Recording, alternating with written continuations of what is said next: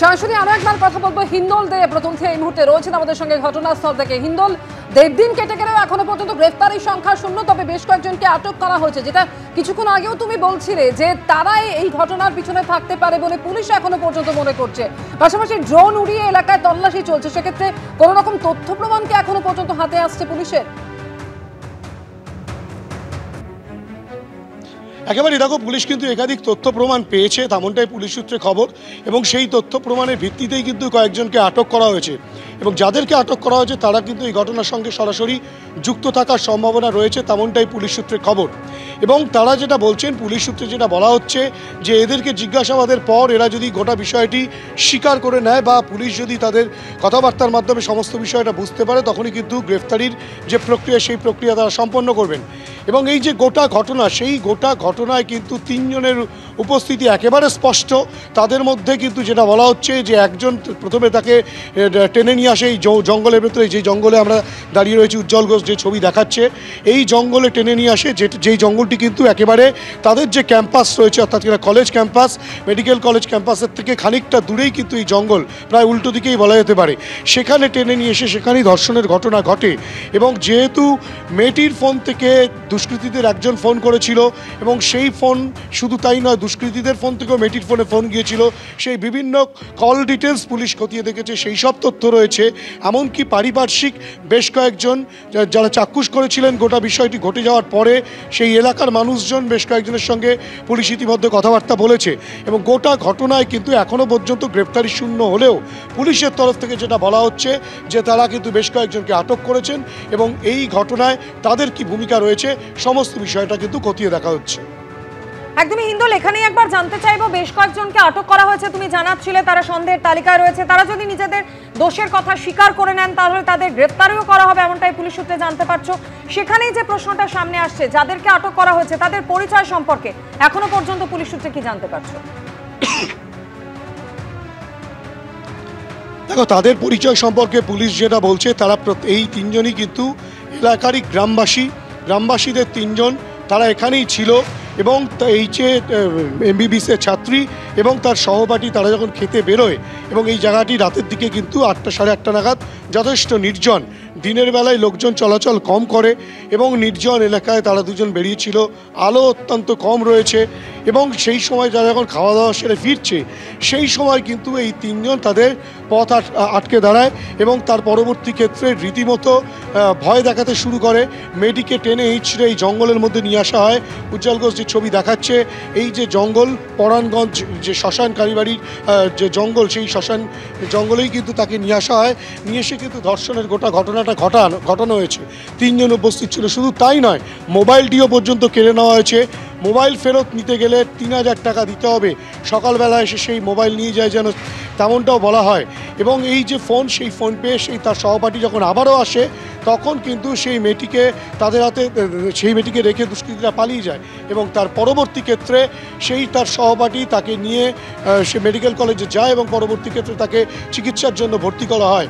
গোটা ঘটনায় ইতিমধ্যেই বেশ কয়েকজনকে আটক করেছে পুলিশ, যারা কিন্তু এই ঘটনার সঙ্গে যুক্ত থাকার সম্ভাবনা অনেকটাই, তেমনটাই পুলিশ বলছে। তাদেরকে জিজ্ঞাসাবাদের পর গোটা বিষয়টি স্পষ্ট হবে, এবং তারপরই গ্রেপ্তারি প্রক্রিয়া সম্পন্ন করা হবে। এবং তার সহপাঠীর ভূমিকা কী ছিল সেই বিষয়টাও কিন্তু উড়িয়ে দিচ্ছে না তদন্তকারী দলের সদস্যরা। ধন্যবাদ হিন্দল।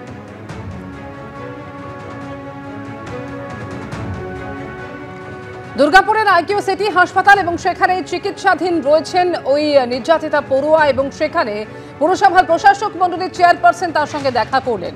শনিবারই নির্যাতিতার সঙ্গে কথা বলেন প্রশাসক মণ্ডলীর চেয়ারপারসন অনিন্দিতা মুখোপাধ্যায়।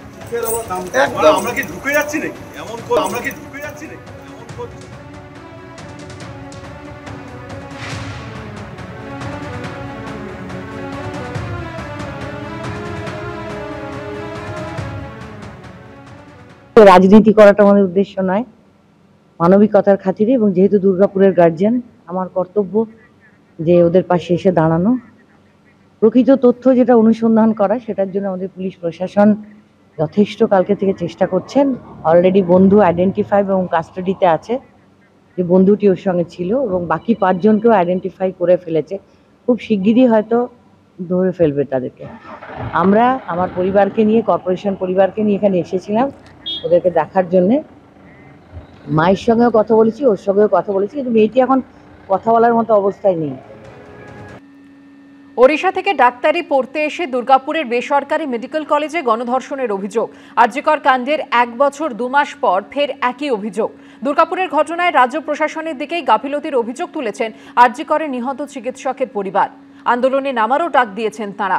স্বাস্থ্য সচিব নারায়ণ স্বরূপ নিগম জানিয়েছেন, পুলিশি তদন্ত চলছে।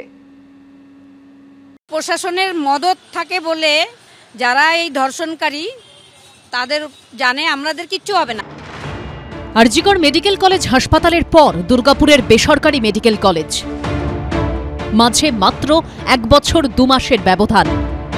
ফের সামনে এলো ক্যাম্পাসের কাছেই ডাক্তারি পড়ুয়াকে গণধর্ষণের অভিযোগ। ওড়িশা থেকে মেয়েকে পড়তে পাঠিয়েছিলেন এ রাজ্যে, কিন্তু সেখানেই ভয়াবহ ঘটনা। দুর্গাপুরের বেসরকারি মেডিকেল কলেজের এই ঘটনায় তোলপাড় পড়েছে রাজ্য জুড়ে।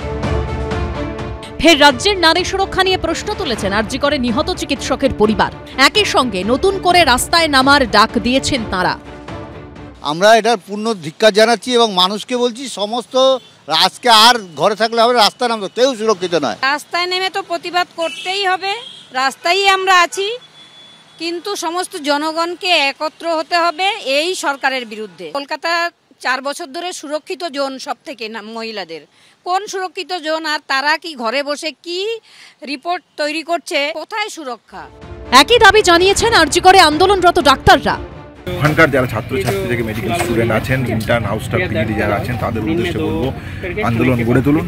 আন্দোলনে একমাত্র পারে রাজ্য প্রশাসন, সিবিআই শক্তি এই দুষ্কৃতীদেরকে আড়াল করতে, শাসক দলের ছত্রছায়া থেকে বার করে যথোপযুক্ত শাস্তির ব্যবস্থা। অনিকেত মাহাতোদের উচিত যে অবিলম্বে অপরাজিতা বিলের পক্ষে রাস্তায় নামা। দৃষ্টান্তমূলক শাস্তি হতে গেলে এই ধরনের যারা কাজ করে ধর্ষক, তাদের ফাঁসি কাটে বাংলার মানুষ দেখতে চায়।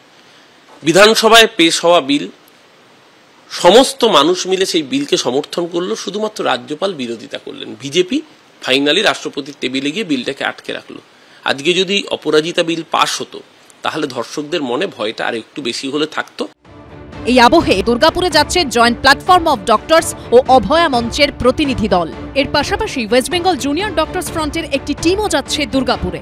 আমরা প্রশাসনের কাছে দাবি জানাতে যাচ্ছি, যাতে অপরাধীদের দ্রুত ধরে দৃষ্টান্তমূলক শাস্তি দেওয়া হয়। ঘটনার প্রসঙ্গ টেনে শনিবার চিকিৎসকদের নিরাপত্তার দাবিতে সুপ্রিম কোর্টের প্রধান বিচারপতির দ্বারস্থ হয়েছে ওয়েস্ট বেঙ্গল ডক্টরস ফোরাম। ঘটনায় পূর্ণাঙ্গ তদন্ত চেয়ে মুখ্যমন্ত্রীকে চিঠি দিয়েছে association of health service doctors. বিভিন্ন জায়গায় ঘটনা ঘটছে, তার কারণ হচ্ছে এই ধরনের ঘটনা যারা ঘটাচ্ছে, গণধর্ষণ যারা করছে বা যারা আজকে খুন খারাপি করছে, আজকে তাদেরকে আড়াল করা হচ্ছে প্রশাসনের পক্ষ থেকে, পুলিশের পক্ষ থেকে। এই ঘটনায় এক গোটা মেডিকেল ফ্রেটার্নিটি আজকে অত্যন্ত উদ্বিগ্ন, অত্যন্ত চিন্তিত যে আজকে মেডিকেল ফ্রেটার্নিটির কি পরিস্থিতি, আজকে তার পড়াশোনা করবে কি করে। এদিকে দুর্গাপুরের বেসরকারি মেডিকেল কলেজের এই ঘটনায় স্বাস্থ্য সচিব নারায়ণ স্বরূপ নিগম জানিয়েছেন, পুলিশি তদন্ত চলছে। স্বাস্থ্য ভবন সূত্রে খবর, দুর্গাপুরের বেসরকারি মেডিকেল কলেজের কাছে রিপোর্ট তলব করা হয়েছে। রিপোর্ট তৈরির প্রক্রিয়া শুরু করেছে হাসপাতাল।